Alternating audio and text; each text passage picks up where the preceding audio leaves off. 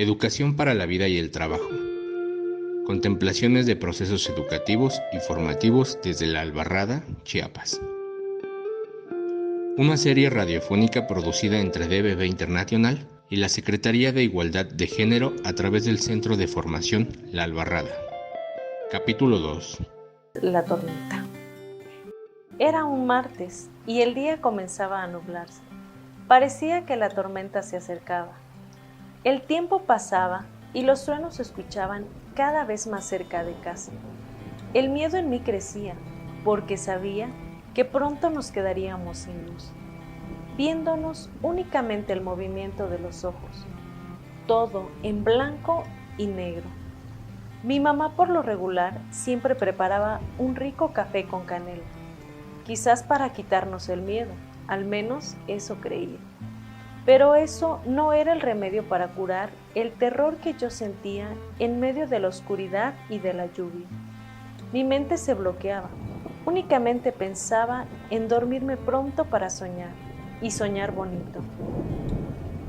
Así pasaba el tiempo, después de cenar a oscuras y tomar ese delicioso café humeante, con olor y sabor a canela, sentía que ya casi llegaba la hora de dormir. Mis ojos comenzaban a cerrarse, hasta quedarse pegados. Eso sí, sin separarme ni un solo instante de mi madre. La tomaba del brazo tan fuerte como podía, que no quería soltarla ni un solo instante, incluso cuando me llevara a la cama. Al día siguiente, mi padre nos levantaba muy temprano, porque había que alistarnos para ir a la escuela. Recuerdo su forma tan peculiar de hacerlo. Prendía esa radio tan vieja a todo volumen, que por cierto era más ruido que voces. Además empezaba a mover todos los trastes de la cocina. Parecía que todo se le caía de las manos, pero no era así. Él siempre decía que irse desayunados a la escuela era nuestro futuro, y nunca entendí por qué. Nos preparábamos para desayunar y luego emprender ese camino de más de una hora para aprender a leer y escribir. Y siempre creí que a mí no me hacía falta, porque yo tenía un sueño, que no se lo había contado a nadie, porque me preocupaba que no les agradara, o peor aún, que me regañaran por tan solo pensarlo. Y es que soñaba en ser una gran pintora, y para eso pensé que no necesitaba saber de letras y números.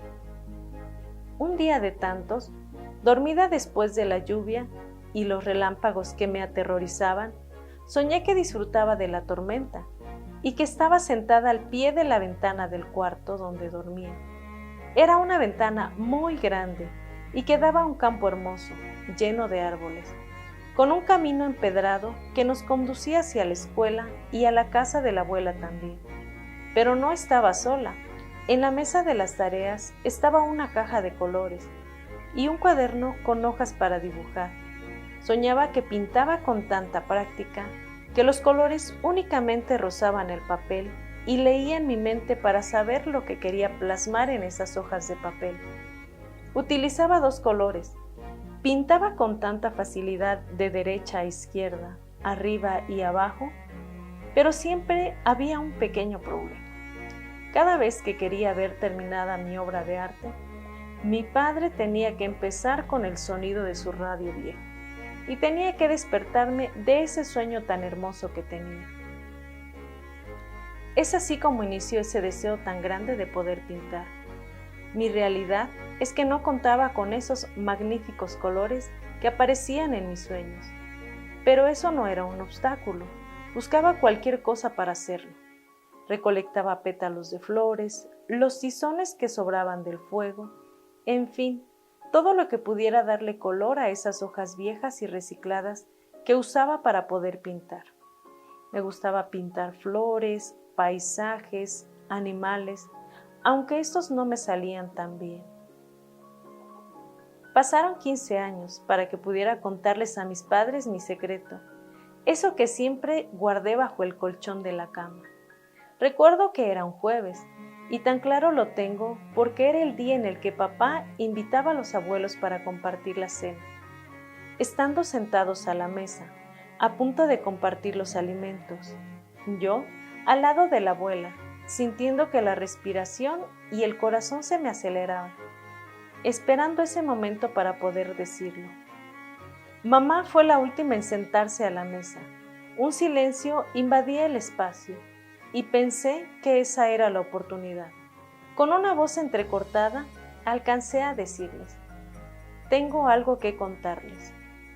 Todos centraron su mirada en mí, especialmente mi padre, que levantó la mirada tan rápido como pudo. Lo último que recuerdo es que su mirada era de un padre furioso, aún sin saber qué quería decirles. No me lo creerán, pero lo que pasó después fue inesperado. Me desmayé de miedo. Nunca imaginé que mis padres compartirían mi sueño. Después del incidente, y más tranquila, les conté eso que quería decirles en la cena. Me escucharon con tanta atención que al terminar de hablar me sonrieron y los dos me abrazaron tan fuerte que no necesitaba que me dijeran ni una sola palabra. Ese día ellos me brindaron todo su apoyo para poder ir a la ciudad y encontrar un lugar para desarrollar ese talento que yo tenía, porque lo que yo aseguraba era un secreto, no era así, ya que ellos llevaban años admirando mis dibujos. Cada vez que mamá y papá hacían la limpieza en el cuarto, los veían y admiraban. Lo que guardaba con tanto miedo, para ellos era su felicidad, porque hacía lo que a mí tanto me gustaba. Es así como ellos buscaron en la ciudad un espacio en donde pudiera desarrollar mis habilidades y poder llegar a ser una gran pintora, sin imaginar que este sería un reto para mí. Me emocionaba el solo hecho de pensar que llegaría a un lugar en donde solo hablaríamos de colores, de pintura, de imágenes, de creatividad y encontrarme con maestros del arte. Lo que nunca imaginé fue que eso implicaría un gran reto para mí. Llegar sola a la ciudad sin conocerla, sin saber dónde viviría, sin saber siquiera qué comería e incluso dónde dormiría la primera noche, eso sí que fue un dolor de cabeza para mí, pero no un obstáculo para poder lograr mi sueño. Llegó el día de emprender ese viaje largo. Mis padres me hicieron un gran regalo que me acompañaría a lo largo de mi aprendizaje.